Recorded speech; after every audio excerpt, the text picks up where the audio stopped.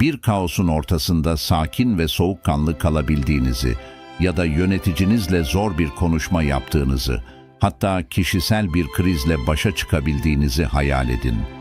Bu, yüzyıllardır insanların daha mutlu ve daha tatmin edici yaşamlar sürmelerine yardımcı olan eski bir felsefe olan Stoacılığın gücüdür.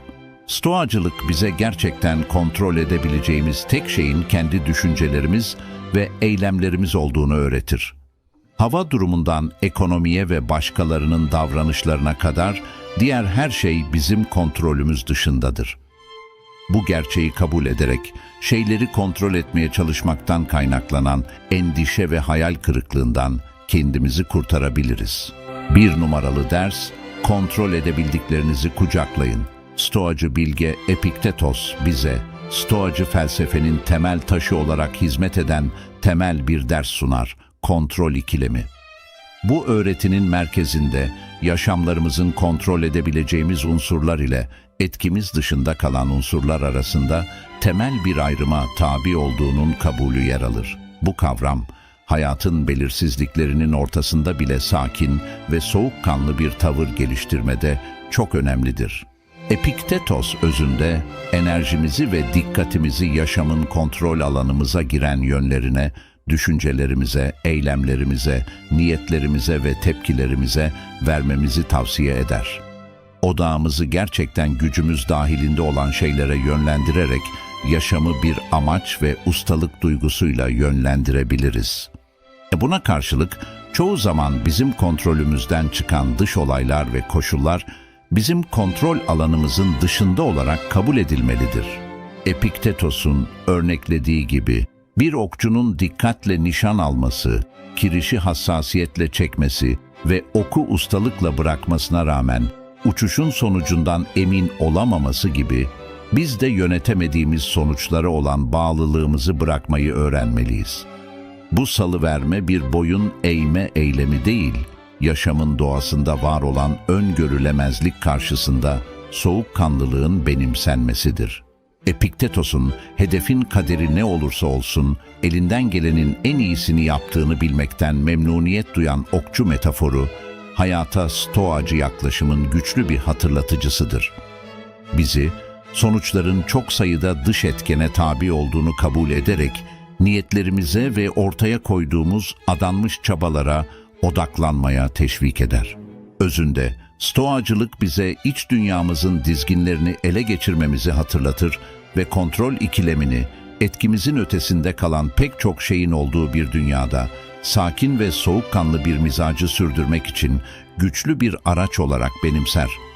Enerjimizi şekillendirebileceğimiz şeylere yoğunlaştırarak, kendimizi kontrol edilemeyeni yönetmeye çalışma yükünden kurtarır.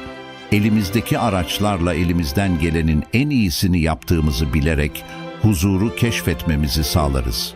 Stoacı felsefenin büyük gobleninde Roma İmparatoru ve filozof Marcus Aurelius kadar uzun boylu duran çok az figür vardır.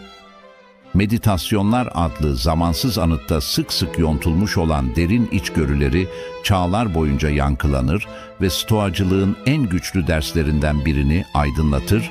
Ders 2. Kabullenmek. Marcus Aurelius, hem zaferin hem de sıkıntının kaçınılmazlığını kabul ederek, insanlık durumunun derin bir araştırmasında bize rehberlik eder.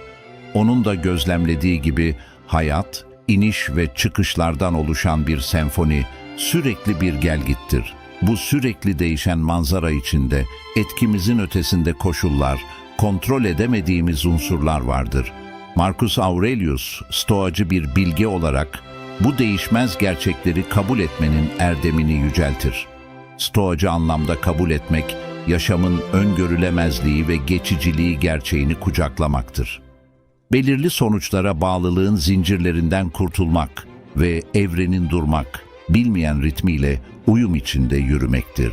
Marcus Aurelius'un sözleriyle olayların doğal akışına direnmek, amansız akıntıya karşı mücadele eden bir gemi gibi yalnızca kargaşa ve sıkıntıya yol açar. Kabullenmeye ilişkin stoacı bakış açısı, varoluş denizinde sabit bir varış noktası olmaksızın ama yolculuğun kendisine sarsılmaz bir inançla yelken açmaya benzer. Bu, boyun eğmeyen kontrol arzusundan vazgeçmeye ve bunun yerine hayatın sürekli değişen akışıyla birlikte akmaya, notaları ister dingin ister fırtınalı olsun kozmosun müziğiyle dans etmeye bir davettir. Bu, Stoacı ölçülülüğün somutlaşmış halidir. Stoacılık alanında bu ders iç huzur ve sükunetin temelini oluşturur. Bizi hayatın kaprislerine kollarımızı açmaya, başarının tadına varmaya ve zorlukların fırtınalarını zarafetle atlatmaya çağırır. Marcus Aurelius tarafından aydınlatıldığı şekliyle kabullenmenin gücü, varoluş labirentinde bize rehberlik eden, her anı, her durumu soğukkanlı bir kalple karşılamamızı sağlayan bir fenerdir. Hayatı tüm öngörülemezliği içinde kucaklamanın, sürekli değişen manzarasının ortasında derin bir huzur bulmanın dinginliğidir. 3 numaralı ders, farkındalık pratiği yapın. Bilgeliği çağları aşan saygıdeğer Stoacı filozof Seneca, hayatın fırtınalarının ortasında sükunet ve soğukkanlılık arayanlar için çok önemli bir dersi aydınlatıyor. Farkındalık pratiği. Stoacı sözlükte farkındalık, bizi şimdiki anın kıyılarına yönlendiren, geçmiş pişmanlıkların ve gelecekteki belirsizliklerin bitmek bilmeyen çalkantısından sığınak sunan bir pusuladır. Özünde farkındalık şimdiyi yaşama, derin bir farkındalıkla kendini şimdiki ana bırakma sanatıdır. Ruminasyon hastalığının zihnin geçmiş üzüntüler ve gelecek kaygıları üzerinde durmaksızın çalkalanmasının panzehiridir. Stoacı sözlükte farkındalık, bizi şimdiki anın kıyılarına yönlendiren, geçmiş pişmanlıkların ve gelecekteki belirsizliklerin bitmek bilmeyen çalkantısından sığınak sunan bir pusuladır. Özünde farkındalık, şimdiyi yaşama, derin bir farkındalıkla kendini şimdiki ana bırakma sanatıdır.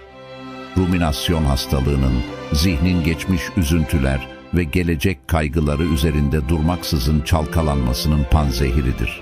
4 numaralı ders, Stoacı bilgeliğin engin manzarasında dayanıklılık geliştirin, dayanıklılık dersleri yankılanan bir marş gibi yankılanır ve bize zorluklarla sarsılmaz bir metanetle yüzleşmenin derin sanatını öğretmek için sesini yükselten mükemmel Stoacı filozof Epiktetus'tur.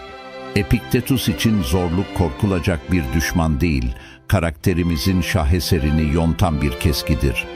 Kökleri hayatın doğal düzeninin derinliklerinde olan stoacılık, bu bilgeliği somutlaştıran stoacılar, zorlukları bir engel ya da ıstırap kaynağı olarak değil, aksine bir fırsat olarak algılarlar. 4 numaralı ders, Stoacı bilgeliğin engin manzarasında dayanıklılık geliştirin, dayanıklılık dersleri yankılanan bir marş gibi yankılanır ve bize zorluklarla sarsılmaz bir metanetle yüzleşmenin derin sanatını öğretmek için sesini yükselten mükemmel Stoacı filozof Epiktetus'tur. Epiktetus için zorluk korkulacak bir düşman değil, karakterimizin şaheserini yontan bir keskidir. Kökleri hayatın doğal düzeninin derinliklerinde olan stoacılık, bu bilgeliği somutlaştıran stoacılar, zorlukları bir engel ya da ıstırap kaynağı olarak değil, aksine bir fırsat olarak algılarlar. İçlerindeki metali yumuşatan ve rafine eden bir pota olan Epikus, bizi hayatın fırtınaları karşısında solmaya değil, fırtınanın sarsamadığı, boyun eğmez meşe gibi dimdik durmaya çağırır. Bu stoacı bakış açısının özü derin, bizi sıkıntıya sokma gücüne sahip, olanın olayların kendisi değil, yargılarımız, tepkilerimiz ve sıkıntılar karşısında yaptığımız seçimler olduğunun farkına varmak, hayatın sınavlarına, hangi mercekten baktığımız içsel huzurumuzu şekillendirir. Stoacı damarda dayanıklılık geliştirmek, kişisel gelişim yolunda yürümek ve sıkıntıyı bir bela olarak değil, stoacılığın öğrettiği bir öğretmen olarak tanımaktır. Zorlukların potasında gücümüzün gerçek boyutunu keşfederiz ve hayatın sıkıntılarıyla cesaretle ve sarsılmaz bir dirençle yüzleşerek, katlandığımız sınavlarla güçlendirilmiş bir karakterle sertleştirilmiş çelik gibi ortaya çıkarız. Zorluklara stoacı bakış açısı, seçimin egemenliğine olan stoacı inançla kusursuz bir uyum içindedir. Epiktetus, gerçeklerle bizi yüzleşmeye çağırır. Zorluklara korkuyla değil, bir savaşçının cesaretiyle karşı koyarız. Çünkü dış olaylara verdiğimiz tepkiler sayesinde içimizdeki sükunetin ve soğukkanlılığın kutsallığını koruruz. Stoacıların hayatın fırtınalı denizlerinde, en çalkantılı fırtınalar karşısında bile sarsılmaz bir bakışla yol almalarını sağlayan şey dayanıklılık armağanıdır. 5 numaralı ders: tepkinizi seçin. Sarsılmaz bir inançla dış olayların gelgitleri bizim hakimiyetimizin ötesinde kalabilirken, tepkilerimizin dümeninin sıkıca kavrayışımızın içinde olduğu gerçeğini aktarır. Stoacı bilgeliğin özü, sükunet ve soğukkanlılığın hüküm sürdüğü stoacı mabette saklıdır. Kontrolün çekirgesi kararlı bir şekilde içsel stoacılıktır. Ustalık, yaşamın çok yönlü zorluklarına verdiğimiz tepkilerin egemenliğini yüceltir. Bu kutsal alanda stoacı erdemler bilgelik, cesaret, adalet ve ölçülülük, yol gösterici yıldızlar olarak hizmet eder. İçsel huzuru korumanın yolunu aydınlatır. Bilge danışmanıyla Epiktetus bizi özellikle sıkıntıların potasında yargılarımızın ve tepkilerimizin doğası üzerine düşünmeye davet eder. Bu iç gözlem yoluyla derin gerçeğe uyanırız. Hayatımızda ortaya çıkan sayısız dışsal olaya verdiğimiz tepkileri bilinçli bir şekilde şekillendirme yeteneğine sahip olduğumuzu gösteren kutsal bir seçim armağanıdır. Hayatın cilvelerine bilgece karşılık vermeye yönelik stoacı yaklaşım, varoluşun tuvali üzerindeki bir usta vuruşuna benzer, celtir. Hayatın sıkıntılarıyla bilgelerin bilgeliği, kahramanların cesareti, doğru kalplerin adaleti ve o kişilerin ölçülülüğü ile yüzleşmek için tepkilerimizi stoacı erdemlerle uyumlu hale getirme seçimidir. İçsel ustalık yolunda yürüyenler, stoacılar, epik bilgelikle yüklü cephanelik, bilinçli seçim ve stoacı erdemlerle uyum yoluyla en şiddetli fırtınalara karşı dayanıklı bir iç huzur kalesidir. Sıkıntılar karşısında huzurumuzu koruyan bir kalkan oluştururuz. Stoacılar, yaşamın labirent koridorlarında zarafet ve dayanıklılıkla yol almaya çağırır. Çünkü bilinçli seçimin potasında kalıcı iç huzurun potasını buluruz. 10 derslik öğretinin ilk 5 derslik bölümünde beraber olduk. Bu bölümü ikinci 5'lik dersi kapsayan videomuz takip edecek. Sakinliği ve soğukkanlılığı korumak için zamansız ve pratik bir rehber sunar stoacılık, farklı stoacı filozofların bilgeliğinden esinlenerek ve ölçülülük erdemini somutlaştırarak hayatın zorluklarını zarafet, bilgelik ve iç huzurla aşabilirsiniz. Stoacı ölçülülük varoluşun fırtınalarında size rehberlik eden çapanız olur ve zorluklar karşısında sakin kalmanıza yardımcı olur. Bir sonraki bölümde görüşmek üzere. Abone olmayı ihmal etmeyiniz lütfen. Sevgi ve saygılarımızla. Hoşça kalın. 10 derslik öğretinin ilk 5 derslik bölümünde beraber olduk.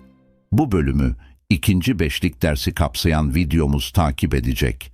Sakinliği ve soğukkanlılığı korumak için zamansız ve pratik bir rehber sunar stoacılık, farklı stoacı filozofların bilgeliğinden esinlenerek ve ölçülülük erdemini somutlaştırarak hayatın zorluklarını zarafet, bilgelik ve iç huzurla aşabilirsiniz. Stoacı ölçülülük varoluşun fırtınalarında size rehberlik eden çapanız olur ve zorluklar karşısında sakin kalmanıza yardımcı olur. Bir sonraki bölümde görüşmek üzere. Abone olmayı ihmal etmeyiniz lütfen. Sevgi ve saygılarımızla. Hoşça kalın.